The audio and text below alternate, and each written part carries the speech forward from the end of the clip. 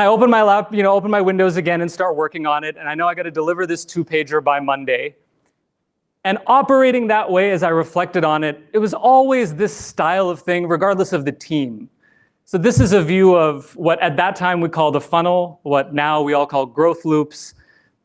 But the ping might come from marketing at the top as they're doing SEO ads.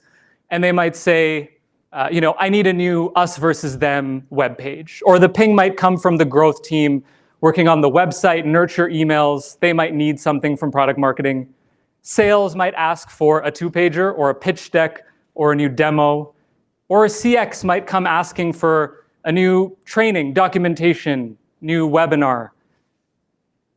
And our answer was always the same. We're on it, right? Like product marketing wants to be valuable. We want to exist. We want to establish and grow. So you need that new us versus them page. Yeah, we know all about competitors. We're on it. You need a new conversion offer, growth team. We know all about personas. We know their willingness to pay. We're on it. We'll get it approved for you. That new 2-pager, I turned it around on Monday. And you need that new webinar? Amazing. We know great customer advocates. They'd love to speak at a webinar. We'll get that set up.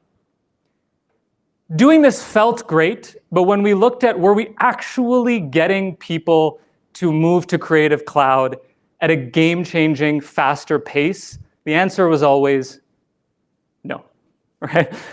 And if you are operating this way, I want you to know what AI native product marketing is not.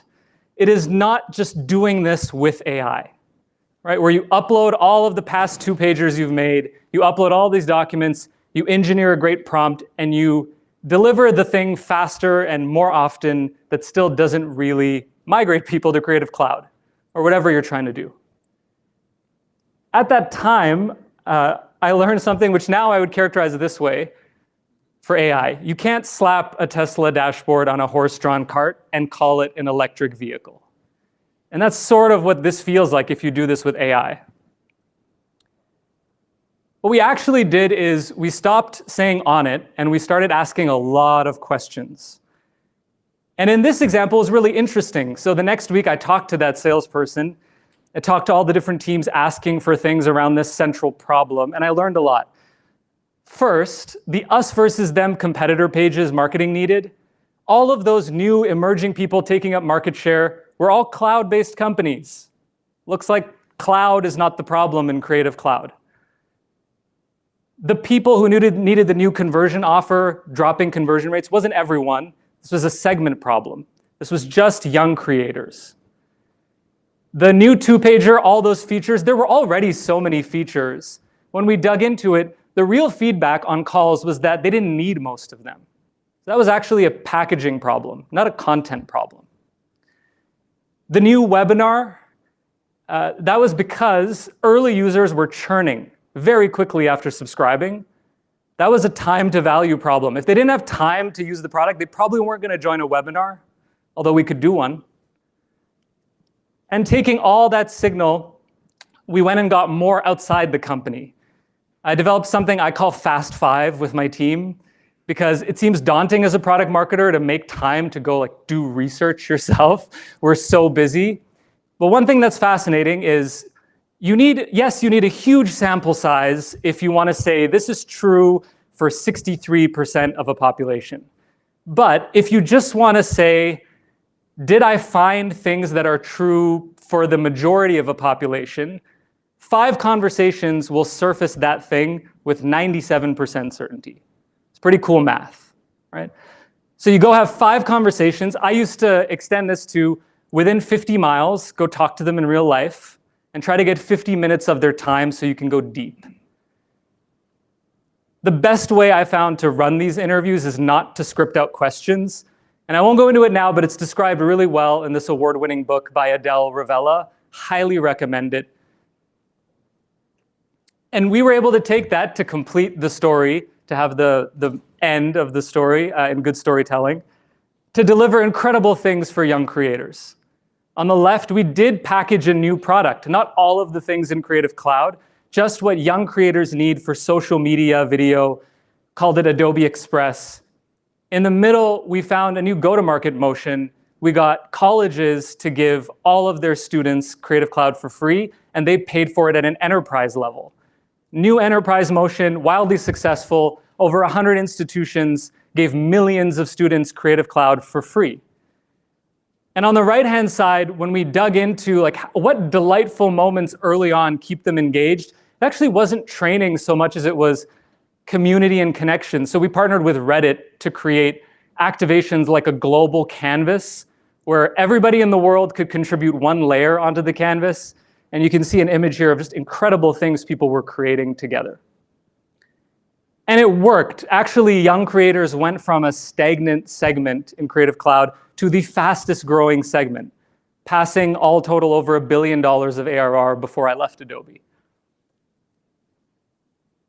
So strategic product marketing changes the picture a little bit. Instead of just saying we're on it, we take it all back to kind of a learning capability, and then we strategically decide what to do, and it may be the thing they asked and it may not.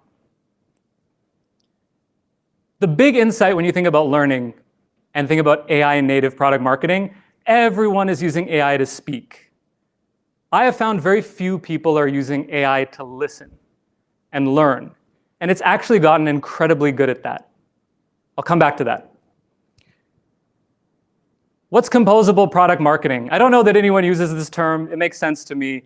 But it's what we did at Asana when we were trying to, like I said, get everybody to find their use case and find a way to get value out of a very flexible product. The thing about work is it resonated with anyone. So we had at the time 100,000 customers. We were still pre-IPO, so massive adoption. They tended, though, to be one team, never quite the same team, one use case like content creation, but never quite the same use case, and small spend at each of these companies, even though they were massive companies often. I was in charge of basically net revenue retention. That was my org's responsibility. So how do we go expand seats, expand all of those contracts? But we faced this problem. There was no one journey. It could start anywhere, it could go anywhere. Trying to tackle them one at a time, trying to find the most common one was not working. Faced with this, we realized, how could we empower any person in the company, or now any agent, to compose the perfect experience without needing to come to product marketing at all? Taking that as a challenge, we built what we called narrative products. This is inspired by things like data products as a revolution in data and analytics. We created products, and what is a product? So a narrative product is 1, discoverable, 2, it's always up to date, 3, it's pre-approved so you can reuse it as much as you want. Ones like moments of truth. We worked with the product team. There isn't one journey, but there are moments that if that moment happens, we know they're on the happy path, whatever their path looks like. And if other moments happen, we know they're on a sad path, whatever that path looks like, and we could action off of those moments. We had messaging products for each function, industry, use case that you could remix and compose into content yourself. And we had pre-approved offers for things like expansion to try to drive more seats and spread to more teams. And it really worked. This is net revenue retention, which if you've ever worked on this metric, it's very hard to move. It's backward looking. It's a million different things. This improvement from 107 to 120 happened in less than 2 years from these sorts of efforts. So we could update what product marketing looks like to add this really crucial step of creating products and then letting anyone compose, not just product marketing having to create everything. Okay, finally we've arrived at now try to make this AI native. And the first thing I want you to think about is how much more capable AI is than it was 3 years ago when ChatGPT debuted. Let's walk through these 3 things. They're pretty staggering. First, memory. 3 years ago, the context window for ChatGPT could handle a few pages of text. So sort of like one gong call transcript is the most that they could use to figure out what to say or create for that customer. Now that's 500 gong call transcripts. Or in practice, like every gong call, every email, every user action they took in the product, every support ticket they filed, every click they had on your website can all be used to create anything in AI. The second big change in the last 3 years is reasoning models and the ability to do logic. So graduate level logic problems, classically when it came out, ChatGPT was terrible at. It's reduced errors now with reasoning by 90%. That's about the same error rate as a pretty good human, right? Like we're not at 100%. So if you think about how you treat AI, it used to be very defined task. You almost treat it like a summer intern that has no context on the business, but is capable of doing stuff. Now you can treat it like a strategist who's been there for a few years and is actually capable of solving around a goal. The third crazy innovation is agents. I know that's such a buzzword. But the cool thing about it to me is it's very simple. By giving the model the tools that you have access to, it can do all the actions that make sense 60 times faster than you could do those actions. Okay, cool. Don't worry, this talk does not end with we're all out of a job in a few years. I think our jobs get much cooler, and that's already happening. If you take this model, nothing removes humans, but some things become AI-led, and some things become human-led and AI-assisted. We tried AI only on all of these things, and now for the rest of the presentation, I'm going to walk through what are some real-life things we learned. I'll show some examples of what we're building. But quickly, learning AI-led. Again, that memory is so big, it can hold much more than we can hold to reason and come up with insights. The human assist is guiding it on what to put in that context window and getting new insights. Like human-to-human interviews to capture new information aren't going away. Product creation, the best product creation is still human-led. And it actually relates back to something in Mikey's talk as well of the bold decisions Steve Jobs was making. It's very tough to get AI to make bold decisions and also decisions where there's no right answer. Like we have to just choose our positioning in the market. We have to choose our ICP. We have to choose our brand. And there's not a right answer. And the more it looks like the same AI output as another company, the worse it'll be. That's where it's human-led, but AI has a really cool role to play, which I'll talk about in one of our examples. And then composing. AI-led, but there's an interesting human assist on story coaching. Because humans are better at telling stories, and also humans have to actually tell the story. Sometimes you telling it is the content. How did we land on that approach? Let's talk about learning. There's something incredible that we did in the last 6 months that is maybe the most exciting use of AI that we've had. We asked the question at the start of, we do these great win-loss reports on our team for the company, why we won or lost each deal. We gong record every call. We have great data. And we have someone on our team, as a human-led effort, go dig through all of that. Yes, they used AI to summarize transcripts, but mainly it was them driving and trying to say, why did we win? Why did we lose? And our posit for them is, could you tell us why we lost a deal before we lost it?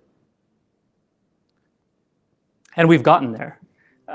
This is an N8N canvas that they ended up building and then iterating on.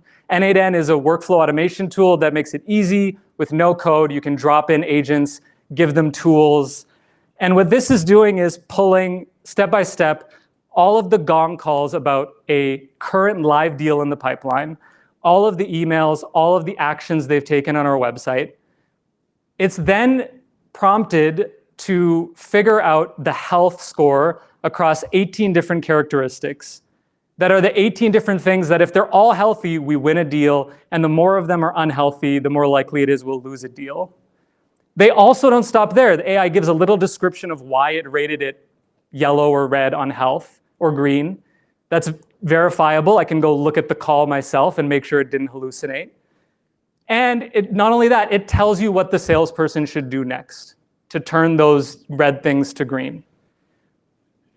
The first time we did this, and we shared it with a salesperson on their deal, they were like, oh, this is wrong, that is wrong. And the biggest lesson I have from this journey for all of you is watch your internal bias. And I had this bias myself. I taught storytelling at Berkeley, used to be an educator. I love humans. I was very sad that we wouldn't get to do a lot of stuff we enjoy doing. So my own personal bias, I was like, oh, that's a limitation of the model. Looks like AI can't do it. We put way too much in the context window, chalk it up to hallucination. This didn't work. But if you check that bias, what we found here and in so many other applications, if you just keep iterating and keep trying, eventually it clicks. And actually, models can do way more than you would probably conclude. So we took the feedback from that salesperson, went back and gave it to AI and said, here's the feedback on what they thought was misleading, inaccurate. Go update the prompt so that this doesn't happen again. And after we did that enough times, it got so good and there was so much trust in its accuracy that our sales leaders were telling salespeople they were wrong when they disagreed with it, and they ended up being right. So that's how good it is. It's used for sales coaching now. It's used for intervention. And by the way, I mentioned there's a prompt that the agent has for the health score. Sadly, I think prompt engineering, the way we thought about it, is dead. This prompt is summarized here, just the categories of it. It's actually 985 words. No human could ever have written this prompt this way. AI wrote it with a human guiding them, again, giving them that feedback from the sales team. But AI is way better at prompting AI. The unique things we added were, again, those decisions where there's no right answer. So of those 18 characteristics, there are ones for qualification. What sorts of deals do we think we can win given our product and our brand and what usually leads to winning? That would be very difficult for AI to run. I mean, maybe someday, but not today.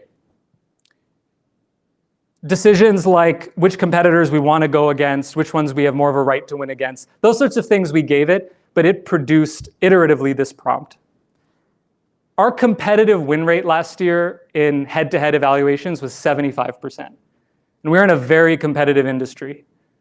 So this can really work. Let's talk about products, that middle pillar that's human-led. We started a new category narrative effort because as an infrastructure company for data that's now being used for AI, like our category was transforming, it needed a new narrative. We started in March. And if you started in March, those of you who have done a category narrative effort before, how long do you think it would have taken us to complete this? Like total Andy Raskin, think bigger narrative, completely new category, product positioning, messaging, rethinking personas. Call out any guesses. How many months? 18 months, 6 months? Yeah, that's what we expected as well. It took us 2 months because of the AI assist part of how this is done. We gathered information. We used AI to help synthesize interesting insights.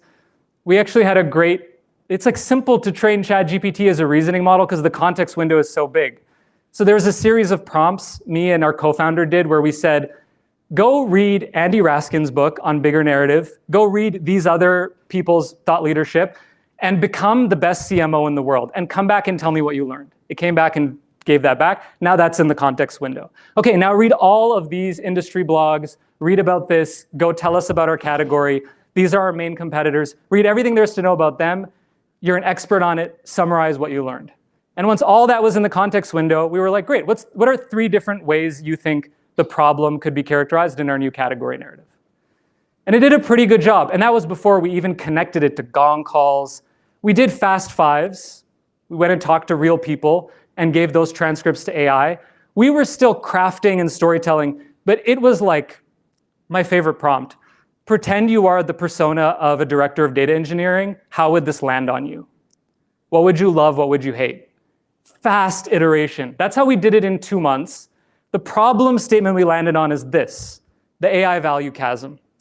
Enterprises are doing all of these AI pilots. They're investing billions of dollars. And the big problem is that most of them aren't making it to production. And the reasons are that the AI model lacks these 3 types of context. Context on your data, where it is, how to find it, what to use. Context on what it means, the business or semantic context. And context on governance. What can it use it for? Is it okay to use it? Which could end up sinking an AI pilot from ever going to production because it creates too much risk. That was the problem in our narrative. Our solution, which ended up being our product positioning shown here, is how do you solve this context gap? The first semicircle at the bottom is you got to bring together all the context that exists in all of your systems. That's a connector integration problem. Then the second semicircle, you got to collaborate around context-rich products that AI models can use. That's a collaboration problem, and we have a bunch of product experiences there. And the final layer at the top, we called activation as a layer, because it's great if you have all this context. This is what data you should use, AI model, and here's how you're allowed to use it. But if it doesn't show up in the build of that AI model, show up in N8N, change what's happening, then it doesn't matter. We went out to market with this, and I love getting feedback. I survey people after every webinar or virtual event. So we introduced this at a webinar after iterating with AI as an audience, and a human audience loved it. This is the best stat I've ever gotten from testing messaging. 86% answered the top 2 answers on how strongly does this resonate with you for both the problem and the solution. Awesome. We go out and start marketing it. And 4 months later, just now at the end of August, MIT releases this study independently that shakes our industry. It's all anyone is talking about on social. It's all anyone is talking about at events. They found that 95% of AI pilots are stuck in what they independently called a chasm. One of the main reasons, and in this bar chart, if you can't read it, is too much manual context required each time. If only you could automate context, then you could solve this problem. The value of being early isn't just that we walked around like visionary geniuses in the company. We already owned the SEO keywords. We already ranked highest on chasm, AI pilots not getting to production, how do I give context to AI? We already had customer quotes and value case studies of them doing it using this language. We were light years ahead on dominating this conversation.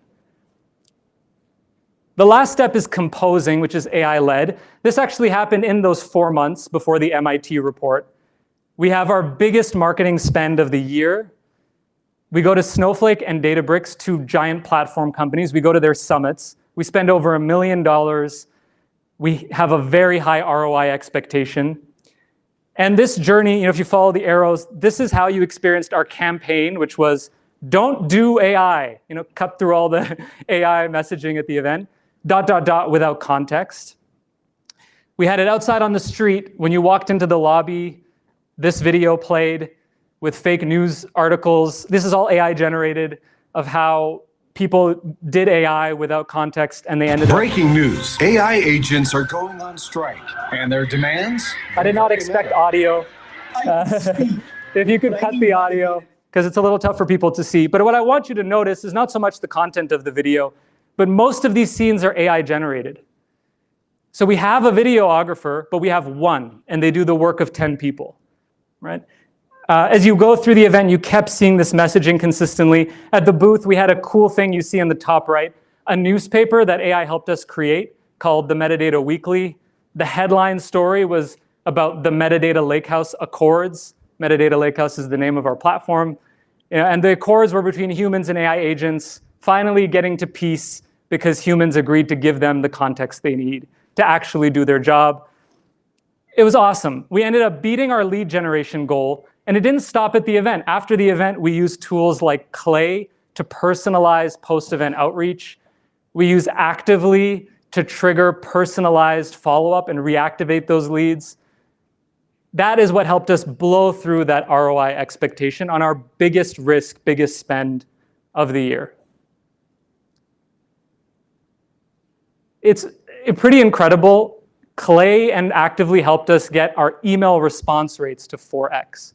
Now, that seems insane as an increase, but that's truly how many more responses we got just from ingest everything we know about them, personalize the BDR outreach. The AI push, it's really painful. It's been worth it across all of our functions. We're the fastest growing company in the space. We serve these cool companies. And not only is it yay, we have great customers, but we are primarily helping them make the same transformation we're trying to make. Right? Like we are helping them get context to AI applications so they can become AI native. And leading by example has been really gratifying, gives us a lot of authenticity.